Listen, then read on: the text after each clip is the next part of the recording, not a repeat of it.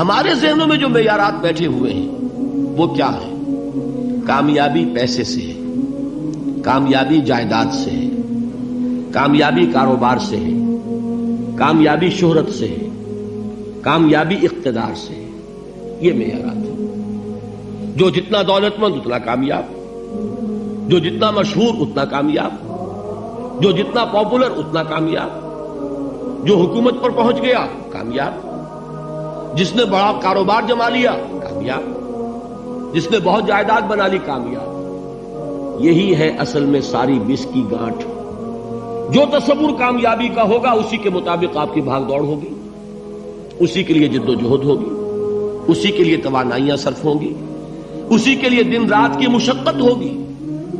یہ ہے اصل شے جس کی یہاں نفی ہو رہی ہے. کامیابی دولت سے نہیں، کامیابی شہرت سے نہیں، کامیابی اقتدار اور طاقت اور حکومت سے نہیں، بلکہ کامیابی ہے ایمان سے، عمل صالح سے، تواصی بالحق سے، تواصی بالصبر سے.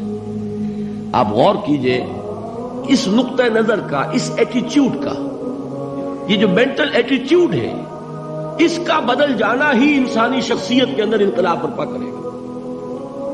اب آپ کا نتیجہ کیا نکلا؟ اگر تو دولت سے کامیابی ہوتی تو قارون بہت کامیاب تھا، اگر حکومت سے کامیابی ہوتی تو فرعون اور نمرود بہت کامیاب تھے. کامیابی ان سے نہیں ہے. کامیابی انسان دولت میں قارون کی دولت تک پہنچ جائے اور دنیا میں دبدبہ اور اقتدار اور سلطنت اور حکومت کے اعتبار سے وہ نمرود اور فرعون کا مقام حاصل کر لے، وہ ناکام ہے، خائب ہے، خاسر ہے، برباد ہے. اور ابو ذر غفاری کامیاب ہے، چاہے ان کے پاس کچھ نہیں تھا، جھونپڑی تک نہیں تھی، کوئی گھر نہیں تھا. حضور نے فرمایا ہے اللہ کے کچھ بندے ایسے ہوتے ہیں جو کسی محفل میں جانا چاہیں تو انہیں اجازت نہ ملے، جو کہیں اگر رشتہ کرنا چاہے کوئی ان سے رشتہ کرنے کو تیار نہ ہو، کہیں کوئی سفارش کرنا چاہے تو ان کی کوئی بات ہی نہ سنے. لیکن اللہ کے ہاں ان کا وہ مقام ہے کہ اگر بھولے سے بھی کسی بات پر قسم کھا بیٹھتے ہیں تو اللہ ان کے قسم کی لاج رکھتا ہے. یہ ہے فرق. یہ جان لیجیے اچھی طرح. اس بات کا مان لینا آسان، اس پر سبحان اللہ کہنا آسان، لیکن اس کے مطابق آپ کے اپنے ذہن کا بدل جانا بہت مشکل. اس لیے کہ ہم متاثر ہوتے ہیں اپنے ماحول سے. وہ بڑا محل ہے، دیکھ کر ایک دفعہ جھجری آتی ہے، وہ بڑی سی 20 فٹ لمبی کار سناٹے کے ساتھ آپ کے پاس سے گزر گئی. ایک دفعہ اعصاب کے اندر ارتعاش ہوتا ہے، محسوس ہوتا ہے بڑے یہ نصیبے والے لوگ ہیں، بڑے خوش نصیب، بڑے کامیاب.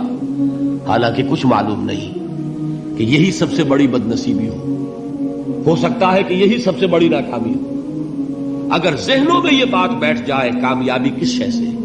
یہی وجہ دیکھیے قرآن مجید میں بارہا آپ دیکھیں اولئک هم المفلحون، یہ ہے لوگ کامیاب ہونے والے. آج یہ آپ نے نماز میں وہ آیات سنی، یا ایھا الذین آمنوا ارکعوا واسجدوا واعبدوا ربکم وافعلوا الخیر لعلکم تفلحون. اے ایمان والو، رکوع کرو، سجدہ کرو، اپنے رب کی پرستش اور بندگی کرو اور اچھے کام کرو تاکہ تم کامیاب ہو جاؤ. تو کامیابی کن چیزوں سے ہے؟ یہ ہے سب سے بڑا سبق. یہ ہمارے دل میں اگر بات بیٹھ جائے، ٹھک جائے، تو زندگی بدل جائے گی. صبح و شام بدل جائیں گے، نقشے بدل جائیں گے، بھاگ دوڑ کا رنگ بدل جائے گا، ویلیو سٹرکچر بدل جائے گا. آج وہ ایک چیز نہایت اہم نظر آ رہی ہے، کل نہایت غیر اہم نظر آئے گی. جیسے کہ حضور کی حدیث ہے، مالی ولی دنیا، مجھے تمہاری اس دنیا سے کیا سروکار ہے. انما مثلی کراکب استظل تحت شجرۃ ثم راح فترکها، میری مثال تو اس سوار کی سی ہے جو تھوڑی دیر کے لیے ایک درخت کے سائے میں ٹھہرتا ہے سستانے کے لیے، پھر وہ اپنا راستہ لیتا ہے. اسے اس درخت سے مستقل تعلق اس کا نہیں ہے، وہ اس کا گھر نہیں، وہ اس کی منزل نہیں. اسی طرح یہ دنیا میرا گھر نہیں ہے. اب دیکھیے ہم کہتے ہیں انا للہ و انا الیہ راجعون، ہم تو مسافر ہیں، ہم اللہ کے پاس سے آئے، اللہ کی طرف ہمیں لوٹ جانا ہے. کن فی الدنیا کانک غریب و عابر سبیل، حضور فرماتے ہیں دنیا میں ایسے رہو جیسے کہ تم اجنبی ہو یا راہ چلتے مسافر. لیکن یہ طرز عمل کب ہوگا؟ جبکہ یہ آیت ہمارے ذہنوں کے اندر بیٹھ گئی ہو، والعصر ان الانسان لفی خسر الا الذین آمنوا وعملوا الصالحات وتواصوا بالحق وتواصوا بالصبر۔ یہ ہے اصل بات جو میں نے عرض کیا تھا کہ میں بتاؤں گا صحابہ کیوں ایک دوسرے کو یاد دلاتے تھے۔ اس لیے کہ دیکھیے جیسے برف باری اگر ہو رہی ہو، آپ باہر نکلیں گے تو برف آپ کے کپڑوں پر جم جاتی ہے نا، تو آپ جھٹکتے ہیں کپڑوں کو تاکہ برف ہٹ جائے۔ ہمارے ایمان پر اس دنیا میں رہتے ہوئے جب ہم متاثر ہوتے ہیں ماحول سے تو گردہ آ جاتا ہے، برف پڑ جاتی ہے، اس کو جھٹکتے رہنے کی ضرورت ہے۔ اور وہ جھٹکنے کی بہترین اور مؤثر ترین شکل یہی ہے کہ یاد رکھو کامیابی ان چیزوں سے نہیں ہے۔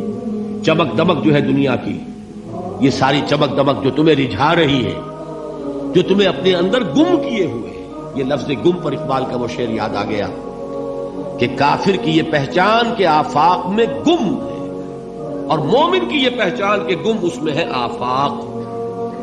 تم گم نہ ہو کر رہ جاؤ اس میں، لہذا تازہ کرتے رہا کرو، والعصر ان الانسان لفی خسر الا الذین آمنوا وعملوا الصالحات وتواصوا بالحق وتواصوا بالصبر۔ پھر یاد کر لو، پھر تازہ کر لو اپنے اس یقین کو کہ کامیابی دولت سے نہیں، کامیابی ثروت سے نہیں، کامیابی اقتدار سے نہیں، کامیابی شہرت سے نہیں، کامیابی جائیداد سے نہیں، کامیابی ہے ایمان سے، کامیابی ہے عمل صالح سے، کامیابی ہے تواصی بالحق سے، کامیابی ہے تواصی بالصبر سے۔ یہ چار چیزیں ہیں کہ جو کامیابی کے لوازم